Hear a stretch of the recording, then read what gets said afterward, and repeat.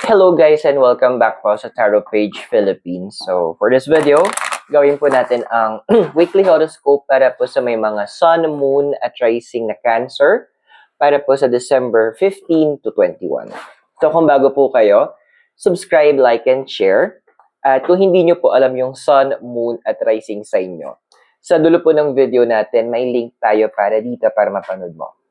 Readings are for guidance purposes. You use your free will wisely. At kung gusto nyo pong mag-access ng ating upcoming predictive readings, i-click nyo lang po yung join button sa baba.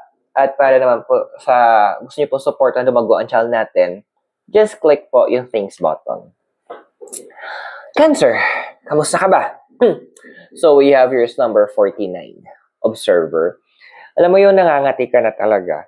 Nangangati ka na magsalita, nangangati ka ng parang tipong parang ganito. Yung tipong meron kang hawak, baka isipin mo lang, itong, yung stick na hawak ko is para martilyo. Parang mini-squeeze mong gano'n. Yung, natitimpi ka na lang talaga.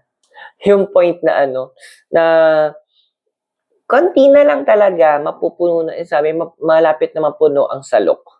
So, so lahat kasi naman nakikita mo, sa lahat ng mga naririnig mo, andoon na hindi na nag-a-add up eh. May mga bagay na hindi na tama.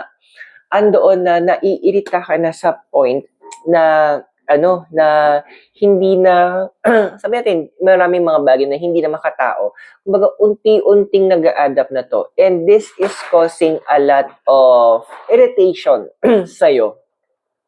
Kasi, alam mong mali eh. And hindi siya yung mga bagay sa heart mo, hindi yung nakikita mo o na-observe mo, naramdaman mo, hindi siya nag-align sa moral standards mo. So, wait lang, bakit nga ba pinipigilan mo pa yung sarili mo? Ano ba yung crossing mo? So, we have verse 27, exchanging gifts. So, andun yung point kasi na kino-consider mo pa yung point na, baka medyo magbago pa to. Or baka magkaroon yung sabi ng twist of events. Ayan. At magkaroon, magkaroon pa namang maganda ng happy ending.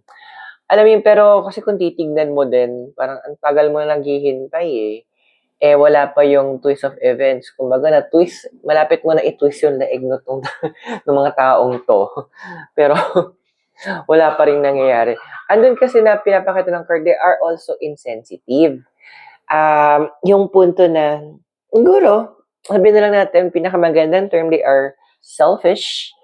At wala silang pake sa pwedeng nararamdaman ng ibang tao o effect ng ginagawa nila sa paligid sa kanila. And this is a clear sign of a selfish behavior. So, kailangan mo na, ito yung advice ng cards kailangan mo nang bigyan ng ultimatum. Hanggang kailan ka ba maghihintay? Hanggang kailan mo bibigyan ng leeway? Bago mo bigyan talaga ng, kumbaga, bago ka magsalita, para i-correct mo yung mga bagay na nangyayari. Kasi ang karamihan pa dito na hindi ko kinakaya din is dagdag bawas. So may element na, may mga ginagawa sinasabi na element na tama, sabay ito twist para ma-out of context. Good luck sa kanila kapag napuno ka na talaga. So, yung desire card mo dito, we have your number 45, time to go. Alam mo yung tipong, hey, siguro sa mga problema talaga ng mga taong to, well, totoo yung studies na ginawa na mahina ang comprehension ng mga Pilipino. Mababa yung level ng pag-iintindi natin. Nakakalungkot, no? Na yung ganun pala, sorry sa term, ganun pala kahina tayo sa pag-intindi ng mga bagay-bagay. So the cards are showing din na parang sana mag-take sila ng oras, sabi ng time to go, sana mag-take sila ng oras para na maintindihan, alamin kung tama ba naman. Yung point of being sensitive enough, hindi nila magawa. So, ikaw na mas nakakaangat yung pag-iisip, medyo pinipilit mo pang intindihin yung mga bagay-bagay tungkol sa kanila. And you're hoping that someday na medyo maging maayos yung mga bagay-bagay. Pero, I'm so sorry, Cancer. Pero, kapag ang isang tao sabihin na, pangit yung term ko pag yung taong kadil natin is makitid o mapurol yung kanilang pag-iisip, ang hirap magpaintindi talaga sa kanila. Mauubos na yung oras mo. So, sorry medyo malabo pang mangyari to. Now, yung foundation mo, we have here is number 51, Milk and Honey. Well, andun tama naman ginagawa mo na you're just focusing muna doon sa mga bagay at mga tao na pwede mong ma-influence in a positive way. Kasi tama naman yung naging mindset mo na ayaw mong ubusin o gugulin yung oras mo sa mga gantong klaseng tao na hindi alam kung paano nila aayusin ang sarili nila. Na hindi nila kayang makinig. Yung ito pa yun yung mga nadidil mong tao, ang dami nilang dahilan, ang dami nilang kasi. I mean, gusto kong tanongin na kailan ba mauubos yung dahilan nila? Or kung hindi maubos-ubos, asa may factory niyan nang maipasara natin? Yung point kasi na pinipilit nila i-justify yung ginagawa nila na mga malinaw at baluktot na dahilan na para na sa paningin nila, tama. Pero in reality, nga. Ay nako, ang hirap ng mga kadil mo.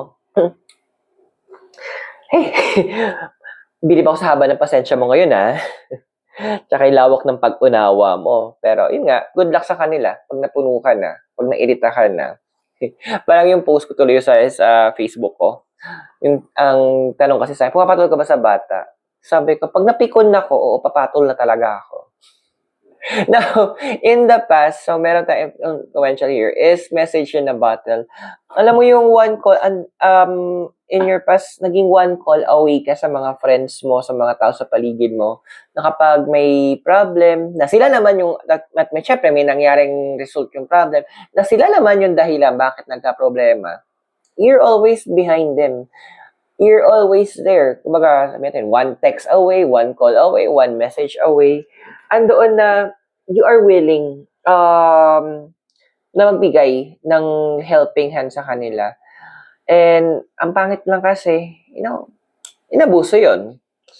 Ang pangit na andoon yung tipong ginawa kang scapegoat na dapat hinaharap nila yung consequences ng mga ginawa nilang mali. And then, boom, ay, tayo ko si Cancer para ma-resolve.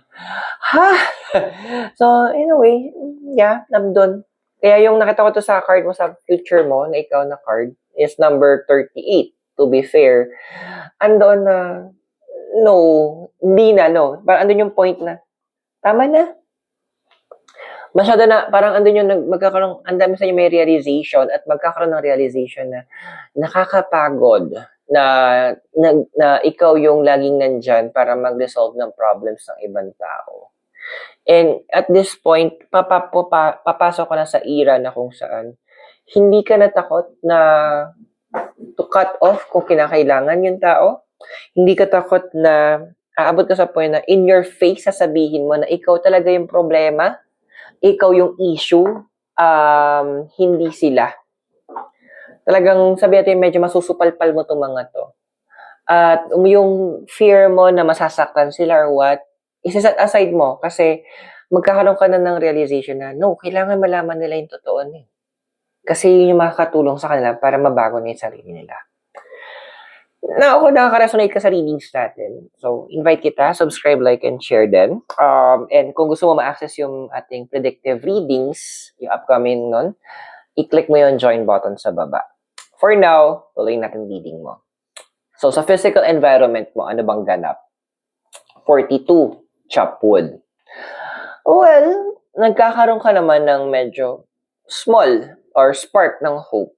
Kasi may nakikita ka na parang yung iba sa kanila, kino-question na nila mismo yung ginagawa nila. So, andun yung point na, kaya andun siguro, yung first card mo, the observer, medyo andun pa na, kaya ka nagpipigil din. Kasi, nakakita ka pa ng hope na some of them is unti-unti na nagbabago, unti-unti na napapansin nila yung kailangan nilang gawin, unti-unti na nagkakaroon sila ng idea on what they need to do.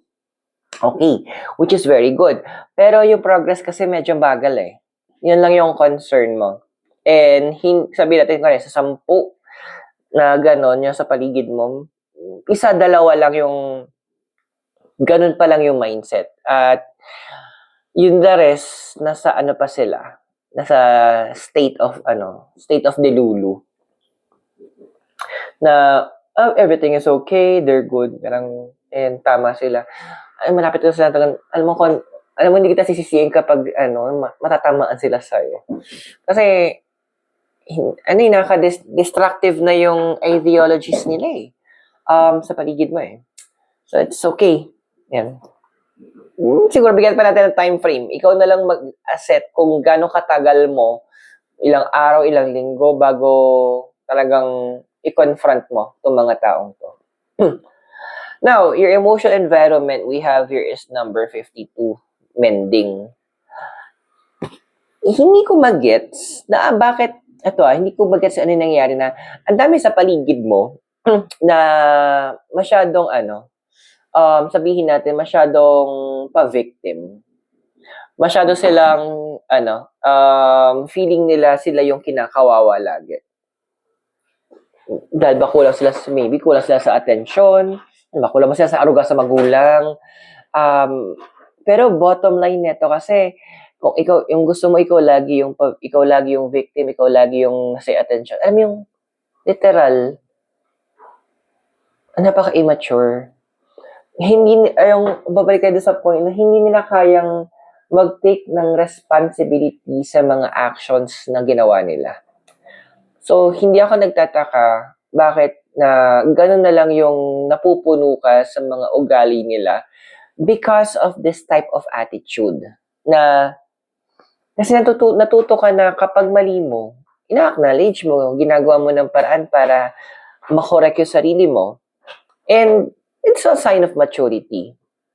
And yun yung isang sumpa din nila. Yun yung sasabi ng sumpa ng maturity din eh. Nakikita mo yung mali. And alam mo na hindi mo trabahong mamulis. Now, your hopes and fears. Meron tayo itong number 10. Unfinished Symphony. So, andun yung point na ang gusto ko yung balak mo, hino-hope mo na you learn how to use to say no, which is gagawin mo naman. Yung pamamaraan na ng pagsabi mo ng no, yung pagtanggi mo ng pag-extend ng help sa ibang tao, sabihin na lang natin medyo unique. Hindi siya diretsong no. Yung mga tipong, sige, tingnan natin kung anong pwedeng magawa. Walang assurance na sabihin mo, tutulungan mo, pero hindi mo naman in-assure na hindi na matanggi ka. Parang tingnan ko lang. So, it's parang soft no yung ginawa mo, which is very good. Tama lang yon. Kasi, kaya nila matutong tumayo sa mga paa, hindi ka scapegoat. Now, in the future, we have here is number 4, higher power. Well, ang galing ng ibang balak nyo yung tipong gagawa kayo ng sitwasyon na kung saan makakaangat, ikaw yung angat. So, sabihin natin, example yung sitwasyon na mga naisip ng iba. Sige, ngayain ko nga tumabas kumain. Tapos, kapag nakakain na siya, syempre, busog na siya, di ba? Wala na siyang choice. Makikinig na siya sa'yo. Tapos, tipong doon mo na siya babasagin. So, wala siya magawa kasi asa tiyan na yung nilibre mo eh. So, yung mga ganun kang mga similar ideas na gagawin so that you will be able to have the power over them to speak what you need to say. Para na maitama sila. Kasi yung gagawin mo will be out of love eh. Hindi mo naman to gawin kasi gusto mo ipahiya. Gusto mo sila i-correct. Sabi nga ni King Solomon, open rebuke is better than hidden love. Mahihilig naman to karamihan sa inyo. So I hope nakatulong yung readings. Those are for guidance purposes. Use your free will wisely. And kung bago po kayo, subscribe, like, and share. To access our upcoming predictive readings, click mo lang yung join button sa baba. So maraming salamat. God bless. Namaste. Hare Krishna and blessed be. And hope to see you soon. Mula po sa Baguio City. Have a great day. Bye for now.